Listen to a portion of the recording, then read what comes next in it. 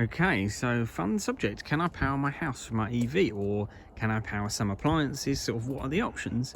So in terms of sort of real professionally installed, approved ways to do this, there were some trials with vehicles fitted with CHAdeMO connectors.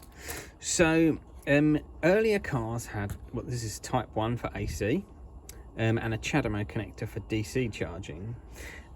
So we're talking sort of Nissan Leafs mainly, and there were some factory available, or sort of not factory available, but there were some companies that produced chargers. One of them was Wallbox, their Quasar product, and then Indra, a company called Indra had a product to basically enable the charge point on the side of your house to take power out of your car and feed it back into your house. This was on an Octopus trial, Octopus the energy company. The chargers were quite expensive and quite heavy, but it was fitted under a trial, so they kind of covered the cost. And you actually had slightly limited control over when the car was discharged. It was quite interesting. So basically, you've got a Nissan Leaf, it's got one of these CHAdeMO connectors. And what you would do is you would try and leave your car plugged in all the time, so it would be charged up to full, so you can unplug it and take it away. But you'd set certain percentages, like the minimum charge of your car is 40%, and the peak load of the national grid, when there's kind of minimum supply but highest peak, is that 4 till 7 p.m. period in the evening. So you might go to work during the day, come back, your car's still got 75%, but the minimum you set in the app for this home charging system is 40%, and then the car will actually discharge and power your house. And you get reduced bills, but also that was actually controlled by Octopus, and it was a kind of virtual power station. It's not really a power station, is it? It's not generating power, but a kind of a virtual energy storage system. And they were trying to get hundreds of EVs across the UK all to be hooked up to the system so that they could balance the grid, basically. So your car's a bit lower overnight, so they're charging it up overnight and then discharging it during the evening to kind of smooth out the peaks. And it never really got rolling, this trial. I suspect these chargers are really expensive, and fundamentally what an EV charger actually is some control circuitry and a couple of relays, because to charge an EV it takes AC. So the earlier Leafs would have had these, later Leafs and it's kind of modern cars now will have the type 2 socket, and this is taking AC electricity. So what comes out the mains is going straight into your car. You've got to do a bit of control just to make sure everything's safe before you turn it on, but that's basically what happens. The car is taking exactly what comes out the mains, whereas to feed that back into the mains, the car is not really designed to make that perfect electricity that matches mains. So you've got to have an inverter, it's got to be grid tied. These wall chargers were big units, and I suspect that's part of the reason. Big heavy things, very expensive, and it never really took off. So that was a limited trial, never really took off, which was a shame. So that being said, what are the other options? So there's a guy on Facebook, allow me to use his picture. He's got a unit from C-Tech Power. So this is CHAdeMO, that's a Nissan EMV200. So he's using the CHAdeMO connector, and CHAdeMO is uses a basic form of communication, where the control is kind of voltages that get pulled down, and if everything's happy, then the contactors turn on, and you can get DC out of it as well as put it in, because it's quite a basic system. It doesn't matter, it doesn't mind whether the power's going in or out. And you can buy these C-Tech Power units. And yeah, he's charging his electric motorbike just as a bit of a trial, really. They're quite expensive. It's not really grid tied, but it does enable you to get power out of the car. Okay. There's a couple of EVs, so other options. So a couple of EVs that have either inverters on board, i.e. your car has a main socket, which is quite cool, or you can get an adapter. So the Honda E has a built-in inverter, so somewhere under the center console there's literally like a main socket, 3-pin socket, and you can plug appliances into it. It's about 1500 watts is the max. Saw a post from one guy who said he worked in a small office and there was a power cut, so nothing was working, computers were down, that kind of thing.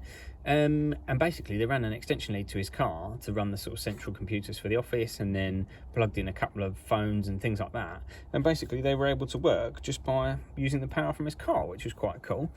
And a Honda E is like 35-ish kilowatt hours, so that's going to run all day happily, and that's quite cool. So another one is that lots of the MG vehicles, their Type 2 socket can actually be commanded to produce AC. You can't do this on all cars. If you've got this, you know, you'll have a Type 2 socket on a newish EV. So like my Zoe has one, but it's not just gonna, I can't plug one of these adapters into it and it produce mains. You've got to have the correct onboard inverter to do this. But yeah, quite a cool party trick there. So if you're camping, or you've got a power cut at home and you need mains, it's just like a built-in inverter. So I've got my own little inverter here that I use in power cuts, which is a pure sine wave one. Amusingly, someone said to me, what do you do in a power cut when you've got an electric car? And I was like, well, the normal things that other people do, apart from the fact that I can plug things into my car. It's like having a massive power bank on your drive, and it's not always flat. You know, this car has a range of 200 to 220 miles, and we don't do that every day, so it's usually got some power left, and you don't have power cuts for that long realistically. So yeah, so we've covered the early trial with the CHAdeMO. We've covered what you can potentially do if you've got certain vehicles that have got onboard inverters. But if you haven't got kind of those options, if you've got a standard EV, so I've got this Renault Zoe, this is a ZE50 52 kilowatt hour battery, and what are my options and what do I do, and what would I sort of recommend in that situation? So I've got this little inverter. It's only 300 watts, which doesn't sound like a lot, but plenty to run some lights, TV, kind of what you need in a power cut, really. What else do you need? Yeah, and we have used it in a power cut. It works really well. I kind of keep meaning to get a bigger one, but this is the one I've got basically. If you're going to use an inverter and run it off your car, I recommend a pure sine wave one. Some appliances, or some sort of power supplies and things that you might plug into it, some power adapters, might have an issue if it's not a pure sine wave one. So how does this work? So an EV has still got a 12 volt system, still got a 12 volt battery there, so that kind of runs the computers, turns the car on, and does all the safety checks, and then if the car's happy, it turns on the main battery. But normally the main battery is disconnected, and it's got big relays inside the battery called contactors which turn it off. So that's isolated under normal circumstances. But this battery, the 12 volt battery, when the car is switched on in its sort of ready mode or it's charging, this battery is topped up by what's called a DC-DC converter. And what that is like an electric alternator. So it takes power from the big battery, sort of 300 to 400, 350 to 400 volts, and converts it into about 14 volts for this little battery. And that's quite handy, because you can get 12 volt power inverters like this, and then you can literally plug things into it. So this has got a standard mains, standard 3-pin mains plug, and you can just literally plug things into it. You can plug extension leads in. Obviously I wouldn't run, so I obviously can't run anything more than 300 watts.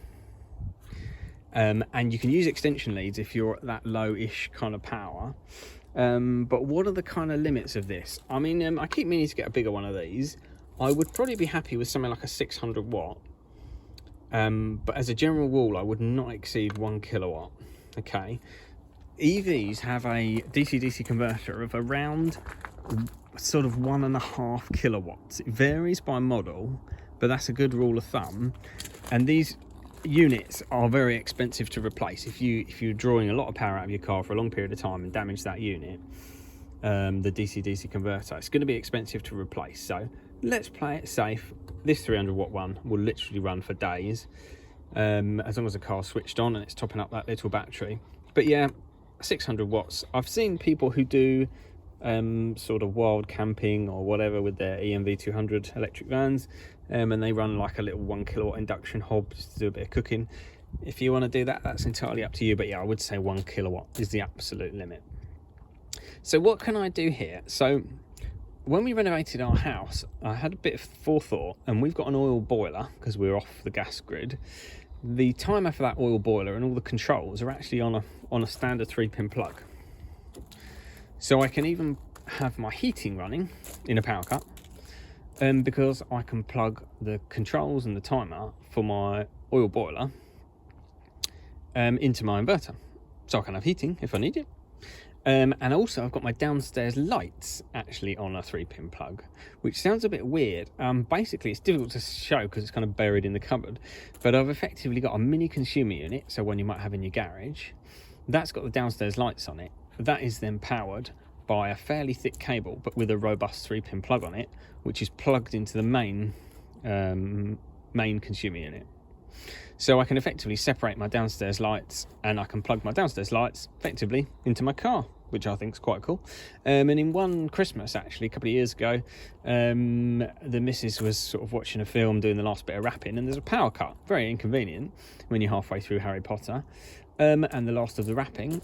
So yeah, basically I just got an extension lead, plugged the TV, DVD player, and the downstairs lights into the car, and she carried on wrapping.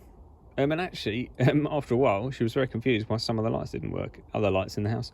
But yeah, and then realised there was still a power cut. So yeah, quite cool. You have to be very careful, obviously, if you're powering your house. There is something called a suicide lead, which is a cable that some people who haven't thought about it too much make up, where you get a piece of wire and you put a plug on each end, and you plug it into like a generator, and then you plug it into a socket in your house to feed power back. That is really, really not recommended. Please don't do that.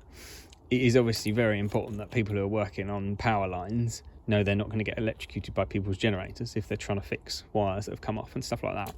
And obviously don't do any of this if you're not totally confident to do it. Okay.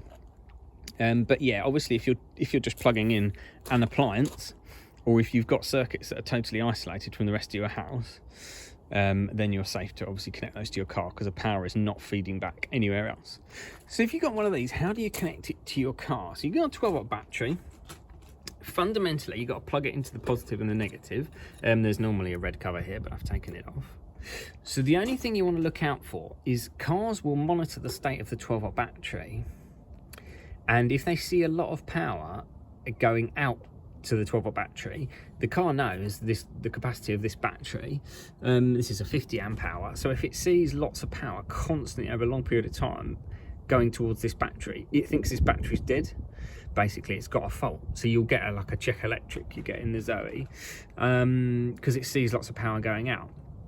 Now this one doesn't have a visible current sensor, and it's how some cars monitor the health of the battery. If we go to a slightly, this is a ZE50 2020, if I go into an older Zoe, this one, you see this is the negative terminal. This car's absolutely filthy, that's another story. This is a negative terminal, and this is a current sensor. So the terminal obviously goes in that hole, and then it's connected through this sensor, and then this is the negative from the car.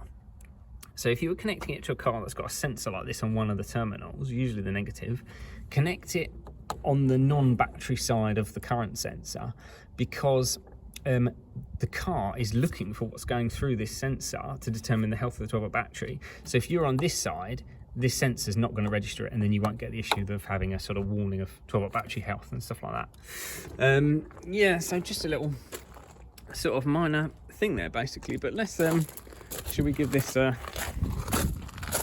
inverter a try? So obviously this is going to be very exciting, but yeah, fundamentally, just to prove that this definitely does work, I can power this lamp. This car is 52 kilowatt hours. So literally I can run lights, and the missus would probably run out of DVDs. I can run things for days and days and days, and this is a nice neat solution.